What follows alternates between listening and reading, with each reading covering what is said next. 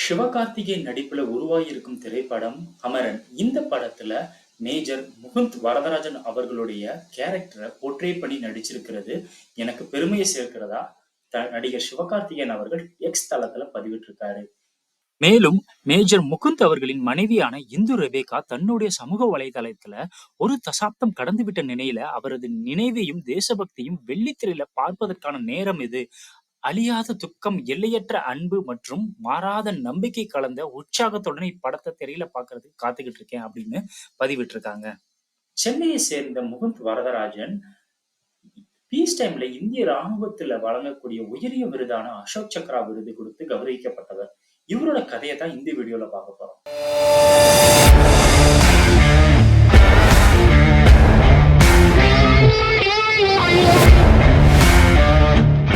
Major Mukund Varadarajan 1983ஆம் ஆண்டு ராணுவ பின்னணி கொண்ட ஒரு குடும்பத்துல பிறக்கிறாரு. இதனாலேயே சின்ன வயசுல இருந்து ராணுவத்தின் மீதான ஆர்வம் அவருக்கு அதிகமாவே இருக்கு. மெட்ராஸ் கிறிஸ்டியன் காலேஜ்ல தன்னோட கல்லூரி படிப்பை முடிச்ச கையோட தாம்பரத்துல இருக்கிற ஆபீசர் ட்ரைனிங் அகாடமில ஜாயின் பண்றாங்க. 2006ஆம் ஆண்டு லெப்டினன்டா 22nd ராஜ்புட் ரெஜிமெண்ட்ல ஜாயின் பண்றாரு. அதுக்கப்புறம் யுனைடெட் நேஷன்ஸோட மிஷன்ல லெபனான்ல இந்திய ராணுவத்தை ரெப்ரசென்ட் பண்றாரு.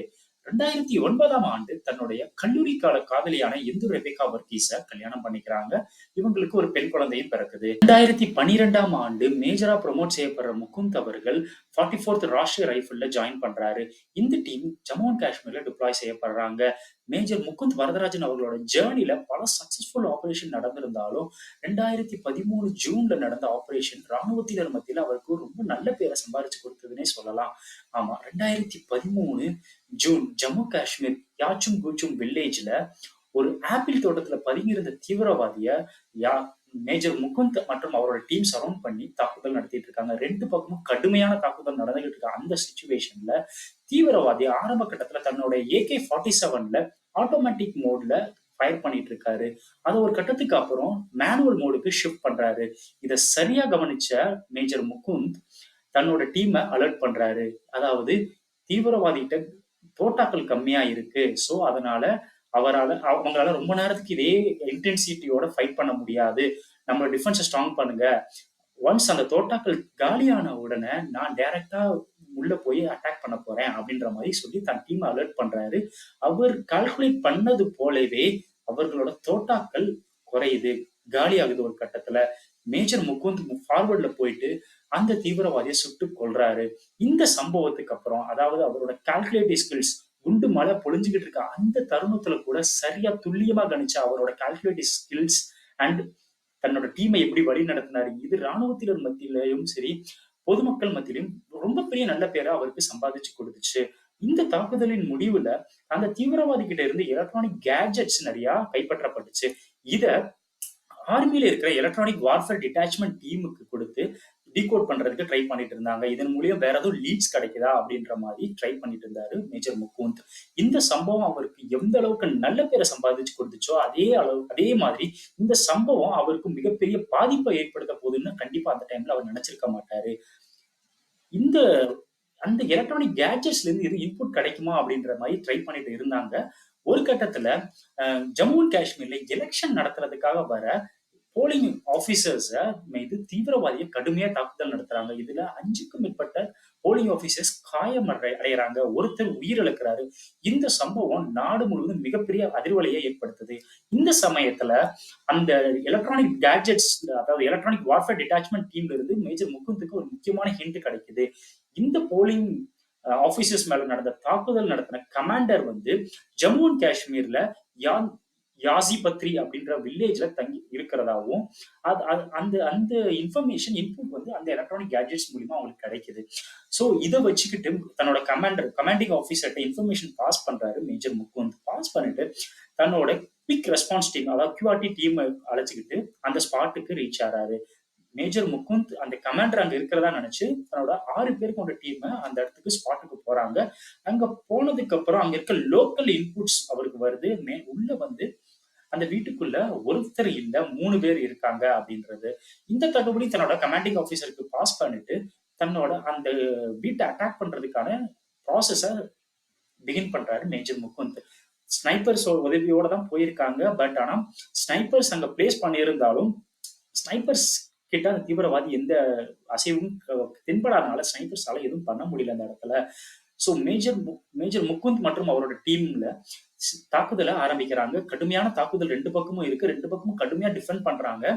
ஒரு கட்டத்துல மேஜர் முகுந்த் அந்த தாக்குதல் நடந்துகிட்டு இருக்கும்போது கணிக்கிறாரு, மணி 5 மணியை கடந்து போய்கிட்டு இருக்கு.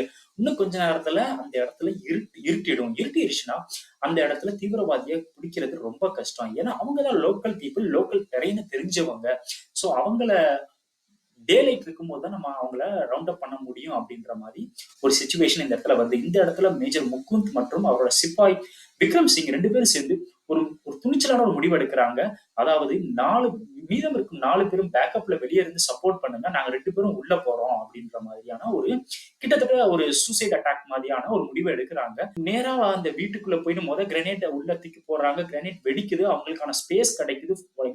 மொத்தமா புகை மண்டலமா ஆயிடுது. அந்த இடிபாடுகளுக்குள்ள இருந்து தோட்டாக்கள் வெளியே வந்துகிட்டே இருக்கு. உள்ள போய் பார்த்தா அந்த இடிபாடுகளுக்குள்ள சிக்கி கொண்டு ஒரு தீவிரவாதி சுட்டுக்கிட்டு இருக்காரு. அவரை மேஜர் முகுந்த் அவர்கள் நியூட்ரலைஸ் செய்யறாரு அந்த இடத்துல. அதுக்கப்புறம் உள்ள ஒரு புகை மண்டலம், வேற யாரும் இருக்காங்களா, எங்கேயும் தென்படுறாங்களா அப்படின்னு செக் பண்ணிட்டு இருக்கிற சமயத்துல அந்த வீட்டுல இருந்து அவுட் ஹவுஸுக்கு வேற ஒருத்தர் ஓடி போற மாதிரி அந்த புகை மண்டலத்துக்கு நடுவுல தெரியுது. இதை பார்த்துட்டு மேஜர் முகுந்தும் சிப்பாய் விக்ரம் சிங்கும் அந்த அவுட் ஹவுஸை நோக்கி போறாங்க. வெளியே இருந்து அவங்களுக்கு சப்போர்ட் பண்ணிட்டு இருக்க 4 பேருமே இந்த வீட்டை தொடர்ந்து தாக்குதல் பண்ணிட்டு இருக்காங்க. அங்க போற மேஜர் முகுந்த் மற்றும் விக்ரம் சிங் அவர்கள் 2 பேருமே உள்ள போறதுக்கு முன்னாடி முதல்ல ஒரு கிரேனேட் குண்டு எடுத்து போடுறாங்க. அந்த குண்டு வெடிச்சிருது. அது வெடிச்சதுக்கு அப்புறம் உள்ள போகும்போது உள்ள ஒரு தீவிரவாதி இறந்து கிடக்குறாரு. அந்த தீவிரவாதி தான் கமாண்டரா அப்படின்னு செக் பண்ணி பார்க்கும்போது இல்ல, உள்ள இருந்து இன்னும் கடுமையா துப்பாக்கி சூடு குண்டு தோட்டாக்கள் வெளியே வந்துகிட்டு இருக்கு. அப்பதான் அவங்களுக்கு இன்னொரு விஷயம் தெரிய வருது. உள்ள இங்க ஓடி வந்தது ஒருத்தர் மட்டும் இல்ல, 2 பேருமே இங்கதான் வந்திருக்காங்க அப்படின்னு. இவங்க சுதாரிக்கிறதுக்குள்ளேயே விக்ரம் சிங் கழுத்திலையும் முகத்திலையும் தோட்டாக்கள் பாஞ்சு அந்த சம்பவ இடத்திலேயே சுருண்டு விழுந்து இறந்துடுறாரு.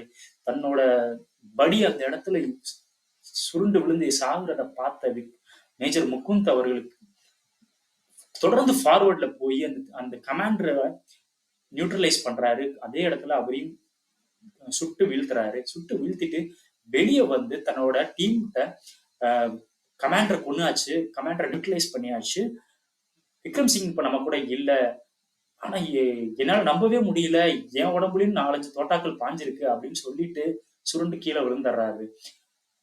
அந்த இடத்துல இருந்து மேஜர் முகுந்த ஹாஸ்பிட்டலுக்கு கொண்டு போற வழியில அதிகமா 4-5 தோட்டாக்கள் உடம்புல பாஞ்சதுனால பிளட் ஃப்ளோ அதிகமா இருந்து மேஜர் முகுந்த் போற வழியிலே இறந்துடுறாரு.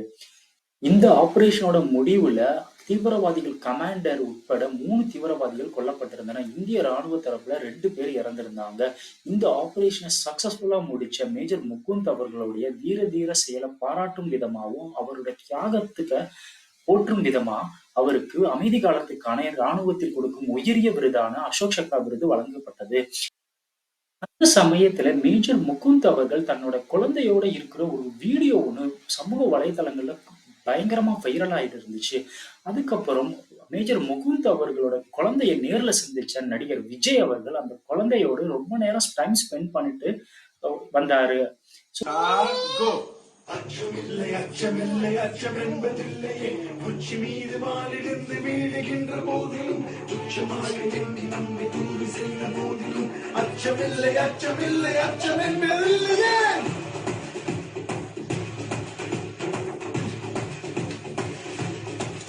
இவருடைய வாழ்க்கை வரலாறு தான் சிவகார்த்திகேயன் அவர்களுடைய நடிப்புல அமரன் திரைப்படமா திரைக்கு வரப்போகுது. மேஜர் முகுந்த் அவர்களுடைய மனைவி குறிப்பிட்டது போல அவருடைய நினைவுகளையும் தேசபக்தியையும் வெள்ளித்திரையில பாக்குறதுக்கு அவங்க குடும்பத்தினர் போலவே நாமளும் காத்திருப்போம்.